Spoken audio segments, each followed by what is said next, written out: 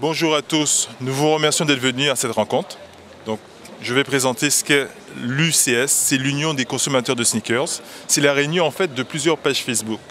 Alors ces pages sont ici présentes, Save the Kicks, Chris Maniac, Sneak Exchange, BV Prod, Mourad Street Halls et sneakeraddict.com. On représente grosso modo une communauté de 15 000 personnes. Voilà. En fait, nous sommes des bénévoles, des mordus de la sneakers, pour certains depuis plus de 25 ans.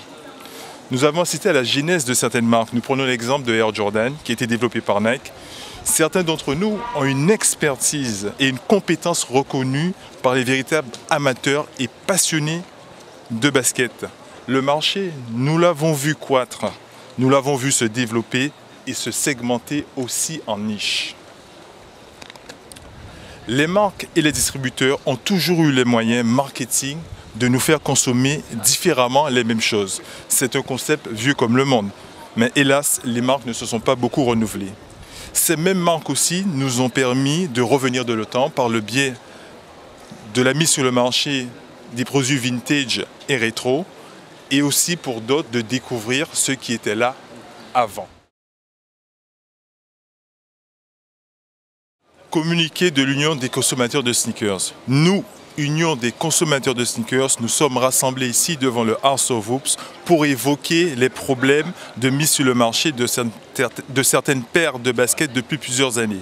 En effet, il semblerait qu'à l'occasion de la sortie de certaines paires en série limitée, nous prendrons deux exemples, les Nike Yeezy, les Air Jordan 5 Bean Premium, Air Jordan 3 BHM, Air Jordan 7 Bean, et récemment la Air Jordan 13 Ray Allen. Une partie, voire l'ensemble des produits destinés à la vente auraient été vendus en interne, faisant ensuite l'objet de spéculations sur Internet. Le simple consommateur ne peut plus avoir accès à ces paires autrement que par le marché parallèle et à des prix prohibitifs. Est-ce légal? Est-ce normal?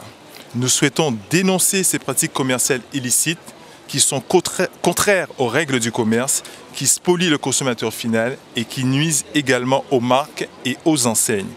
Qu'il s'agisse d'une initiative personnelle ou d'une stratégie commerciale volontaire, nous souhaitons obtenir des explications sur ces agissements auprès de la direction. Nous souhaitons également interpeller les directions de Nike, Jordan Brand, Foot Locker afin d'attirer leur attention sur ces pratiques en particulier, mais également sur le peu de paires distribuées sur le marché français, souvent pays pauvre du marché mondial de la basket. Les consommateurs français dépensent pourtant suffisamment dans les sneakers pour avoir un peu plus de considération.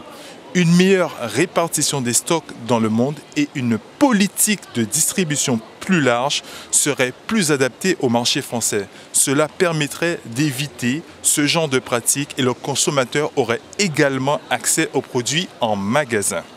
Il en va de l'image de vos marques aux yeux des consommateurs et de leur fidélité. Au manque d'innovation, à la baisse de la qualité et à la hausse des prix des produits viennent désormais s'ajouter ces graves problèmes de distribution.